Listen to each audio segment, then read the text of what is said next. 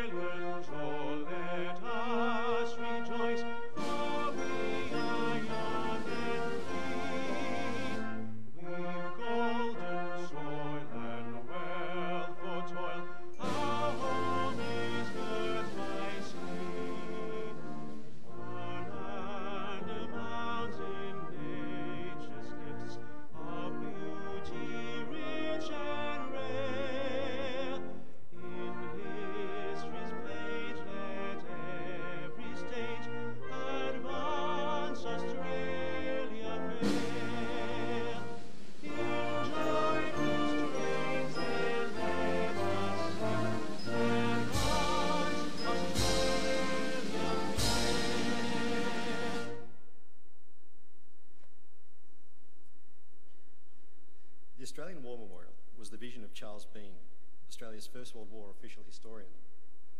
Bean landed with the Australian troops at Gallipoli and stayed with them at the front through to the end of the war. The idea of this National Memorial Museum came to him at Pozières, France, in the depths of the bloody fighting of 1916. Bean's idea was that this would be a place where families and friends could mourn loved ones buried in faraway places. It would also be a place that could help all Australians understand what these men and women had endured and what they had done for us. Bean's vision, to which we remain true, is best expressed as inscribed in the entrance to the memorial's galleries.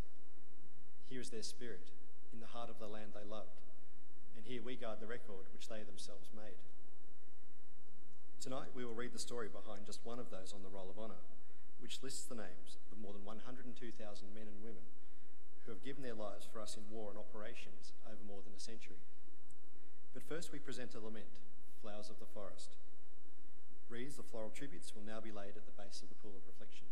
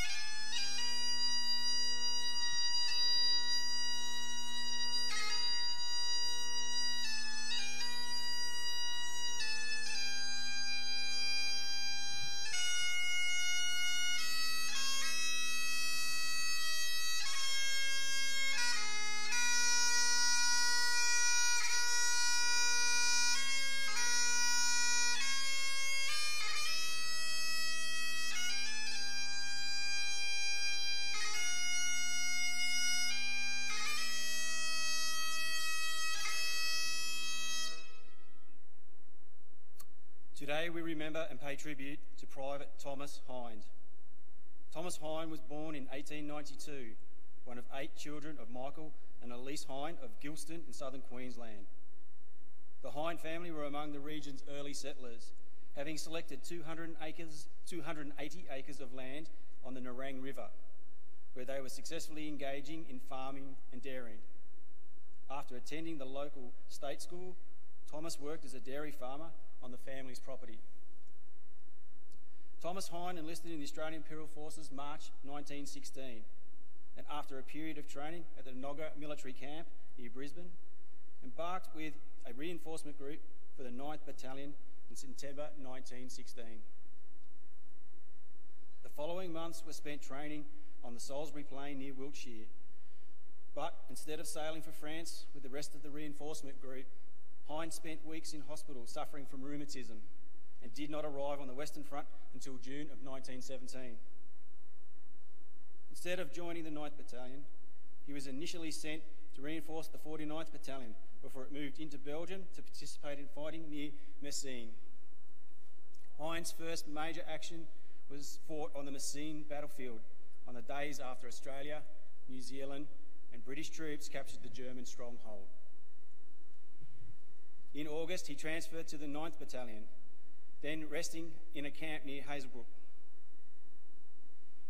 The 9th Battalion later participated in the 3rd Battle of Ypres, attacking a Menin road on the 20th of September and at Brood-Sender on the 4th of October. On the 1st of November, Hinde was evacuated when German artillery plastered the 9th Battalion position at Brood-Sender with gas. He was evacuated to England for a period of hospitalisation and recovery, and did not return to the battalion until April the following year. By the time Hinde returned to France, the Germans had launched their spring offensive. They had overrun the old 1916 battlefields and were within striking distance of the city Amiens. The 9th Battalion formed part of the British defences in the north near the town of Stralsund, where Hinde was affected by laryngitis brought on by a second bout of gas. He was evacuated to a field hospital, La Havre, where he spent the following weeks recovering until he returned to the battalion June 1918. Hinde joined the battalion in one of the most critical stages of the war. After the failure of the German spring offensive, the Allied army stood poised to launch their own counter-offensive, which they did on the 8th of August 1918. Hinde participated in the Battle of Amiens, which the Germans called the Black Day of the German Army, and was involved in the fighting that followed it, as the Australian Corps pursued the Germans back to the Hindenburg Line. Along with the rest of the 3rd Brigade, the 9th Battalion was involved in the fighting for the Hindenburg outpost line on the 18th of September. In this, one of the final Australian actions of First World War, Hinde was severely wounded in the head and was evacuated through a number of dressing stations and field hospitals until he reached the 55th General Hospital at Boulogne. Despite the efforts of medical staff at the hospital, Hinde died from his wounds 3 days later. At age 26 at the time of his death, he was buried near the Terlington British Cemetery, where he rests today. A small epitaph on his headstone reads, "In memory of dearly loved son of Mr. and Mrs. M.J. Hinde of Gilston, Queensland." Thomas Hinde is listed on the Roll of Honour on my right, amongst 62,000 Australians who died while serving in the First World War. His photograph is displayed beside the pool of reflection. He is just one of many stories of service and sacrifice told here at the Australian War Memorial. We now remember Private Thomas Hinde, who gave us his life for our freedoms in the hope of a better world.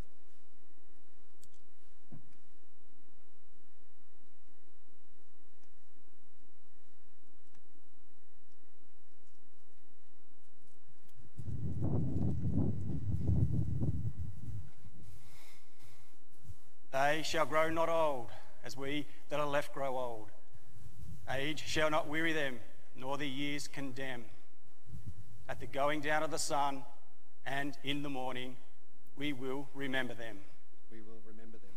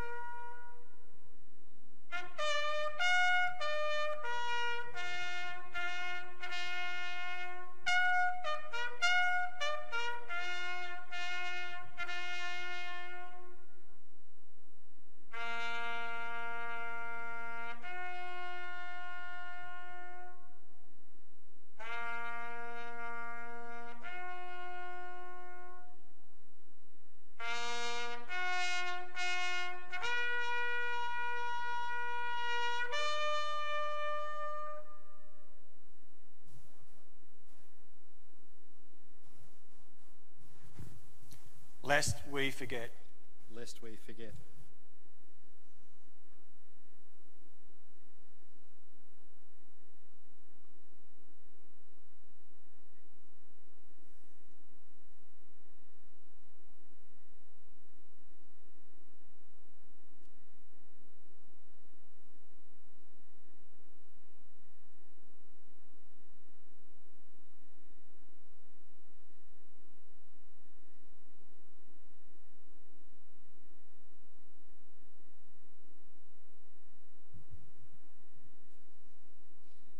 We leave you this evening with the words of the memorial's founder, Charles Bean.